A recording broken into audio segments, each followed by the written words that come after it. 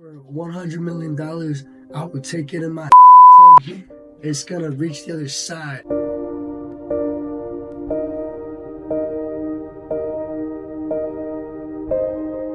Would you encourage anyone to get into sex work? I think I would encourage anyone, but I think that you'd want to do some of your work behind your reasons behind why you're doing it.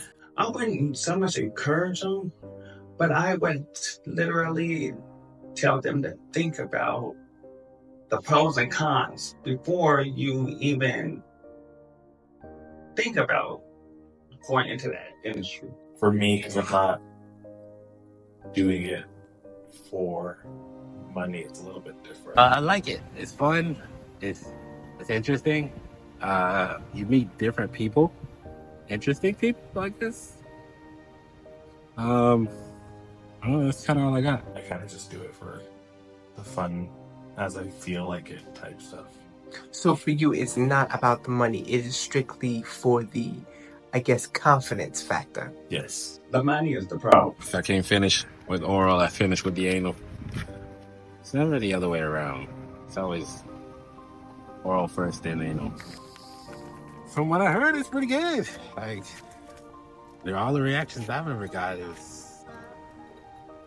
don't lead me to think it's bad. The money, the trips, the lifestyle. Just starting out, so I don't think I make as much as I could. For like 40 minutes of work, about like $80 to $100. 65. Okay. It depends. It depends on how I'm feeling, what mood I'm in, what I want to do, what they want to do. I do like the attention a lot, but I do like the money that comes with it, you know. I mean, a lot of people want fame, a lot of people want money, so you get like the best of both worlds a little bit. It's opposite of what I do for work, and like the composure that I have to have for work, and the presentation that I have to have for work, and the status, I guess, that comes from my job. And so doing this on the side for fun gives me that rebel freedom piece of it's like another control piece of my own life. I'm their fantasy, like that's definitely me, because I do have like a big ass, but then that's also people do get like jealous of that because they want what I have. And plus, like, my tattoos, essentially, that's like one of my selling points is my tattoos. People's fantasies, like like a lot of tattoos. Growing up in a religious household, there's that additional piece that comes with not only being gay, but then also now having my Twitter and kind of having that big freedom to kind of do whatever I want. Learning to be okay in my own body again. Learning to be single, and like that freeing moment of reclaiming my body and what I do with my body and how I look like. Being bigger and not being accepted because you're bigger, right? Or not wanting to be with you because you're bigger. Oh, well, if you were 30 pounds lighter, if you're not a twink, then you can only be a muscle daddy. If you're not a muscle daddy, then where do you fit, right? And so there's always that piece of, even with our entire community, the body dysmorphia that comes with it. And what does that do for you, your self-esteem? Well, at the time, obviously, it shattered it. And I think that now I've gotten to the point in my life where I kind of just give everybody the middle finger. You get private dances, correct? Sure. Does anybody know what you do? My parents. I think they know that I'm a male stripper. I don't know if they know the specific audience. Well, it's not just gay men that I dance for. I also dance for, straight men. I also dance for gay women and straight women, dogs too, and like cats. Like, maybe cats will like me to shake their ass, shake my ass in their face. If there was no money, you wouldn't do this. No. The cons is the drug addiction. There isn't a consistent partner. Don't hit me up like, and we have a good time one time, and then that's it. It's like a one night stand. And then, hey, you free? All of a sudden, they just pop up and pop out whenever you feel like it. It's so readily available for everyone. It's kind of like gambling. Do some people go make a lot of money right off the bat? Sure. Is that going to be every single person? No. So putting some realistic perspective on what you're trying to do. Money-wise means you won't make like enough money that you want to make. There's another issue where people try to steal your content and have to like monetize it. You have to put like, little letter, like, this is my content, you know. But it's another issue when it comes to being a content creator. It's like a lot of people try to steal your content and make money off that content. Is your life going to be safe with you doing it, or are you going to be conflicted and caught in jail? And, you know, because once you get into the field, for some, it's hard to get out of. I've seen people stabbed, beaten, held hostage just to be so close to it. It kind of triggers some things in my life. Luckily for me, I was never one to have to go and endure that experience. This guy was like, call me. And I was just so over it. I punched him in the face, and then he was like bleeding, and he started crying. And then after that, like, nobody stuck with me. A lot of people would just see me as, you know, as a porn star, and just think of me as just kind of like being a hoe. But in reality, I'm not. It's just for the camera. I can't count. I mean, that sounds bad, but it's just like I don't really count like the people I hook up with. Like if it's a month, like maybe like 5 or 4. For me, around myself, it's like, okay, I don't really care. You call me a hoe, but you're still in my DMs. I feel like it's just very hard being a content creator than like trying to like have like relationships with somebody, like you try to like talk to somebody, because then they'll judge me off that. Like how like multiple guys like try to, you know, try to be in a relationship with me, but then they see like this OnlyFans stuff, and then I'm like trying to talk to them about it, and then it just doesn't work out because they're like they don't want to like be with something that does content creation. It's just a stepping stone, and there was more to life than just to be a street worker or any other escapees that I had done. What would you say was the moment that you're like, I can't do this anymore? After seeing my best friend killed, literally, that woke me up. My best friend was a transgender as well. He was pretty much a street worker too. But he also had issues with drugs and battling drugs and everything. And I guess one of the particular jobs that he was dealing with was actually his drug dealer. And what he did is he took my best friend, TT, by the way, kidnapped him, took him up to Rocky Butte, which is located here in Portland, and strangled him and shot him and hung him from a tree, and just hung him like that with his knees bent. That was the wake-up call for me to just like, no, I don't want this lifestyle. I'm not just gonna have nobody hanging me from no trees. I'm not just gonna, no. You're a chef. So can I ask you this? Why do OnlyFans if you have a career? It's like a side hustle. Something to do when I ain't got nothing to do. I enjoy it, so why not make some money off of it? I enjoy it, I'm good at it, why not? I have a big boy job, actually, like a background in like design and photography and like editing. So when I do like my OnlyFans, it's pretty easy to edit the videos. I want just to do OnlyFans essentially, if that's the case. But that's why I have my 9 to 5 as a backup, just in case, you know, something goes wrong. Is there a difference between being a male worker and a female worker? It's different, most definitely. It's female and more feminine, and versus a man who can be just as feminine as a female, but it's not the same. Like genetically, you're not the same. Have you ever been physically assaulted?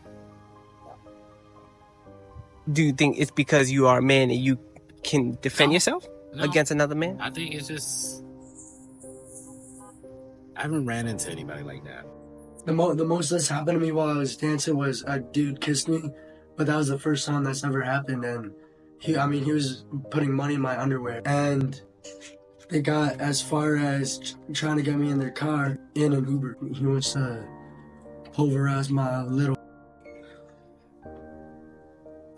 I think that's pretty sexual in my opinion. Have you ever done work on the street? I won't say no. I really appreciate your honesty by saying that.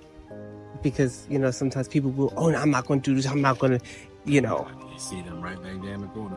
No, I would never do that. Never, no. And it's just easier if I just post videos and then get paid rather than just like walking the streets. Like, you don't know who you're gonna meet like in the streets. Like, somebody can like pull a gun on you. You can get robbed. Like, it's dangerous. Now I won't even think about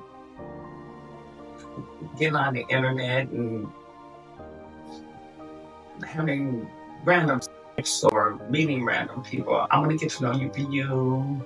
You can get to know me for me, see where things go. I'm currently going to school to finish up on my GED because I dropped out of high school due to all the things I had to do to become an adult at an early age. So I dropped out of high school, and so now I'm gonna go back and get my GED, and then I'm going for business management. I feel like I should open up something, not just for me, but the gay community as well, the younger gay community, because there's nowhere for them to feel safe and secure. Was there ever a time you ever felt like, I'm going to catch HIV or any other STD? I really actually blocked that part out. I'm on PrEP, thank God, but that's the only scary part too. Like, I have to double make sure everybody's like clean and everything, or we're just gonna be using condoms. Even though I don't really like using condoms with oral, but it's just different. That fear is always real. It's always something in the back of your head. But if you let that fear run your life, you won't have any fun. Would you always use protection? Yes and no. Yes and no. And generally, you could kind of say dating, but not dating. Did not tell me he had HIV. And I contracted the virus, along with a few other things they gave me. They caught it in time to where now, 2 years later, I just have a trace of it. I have been undetectable for 2 years. I will tell a man real quick, I got this, because I was deceived. That's one thing I don't really condone with people. If you got a disease or something, let us know so we can determine whether or not we want to have with you or not. I can definitely say I felt disgusted. I felt like I wasn't worth anything. I was able to get rid of the gonorrhea, and syphilis is curable, but not really curable. Gonorrhea, chlamydia. It's the only two that go away. Everything else is kind of permanent. And those are the two that you had? Yeah. I didn't even understand what the word chlamydia was. I ran to the church, beating on the church, talking about, oh my God, I'm about to die. It made me get more safer with it. So it got to the point where now I'm like, oh, okay, I'm going to use a condom. And I did. And then there are sometimes I did. Yes, I regret it now, but not too much of regret. There's times where people do lie because they were like, oh, they're clean, and I'm like, usually I like to use condoms, but the first time, but then they were like, okay, I trusted them, and then that's why I pretty much caught chlamydia. I'm 25, by the way. I never caught one until like this year. If your mother or father or family member or anyone see you on Twitter, what would you say? You didn't see me.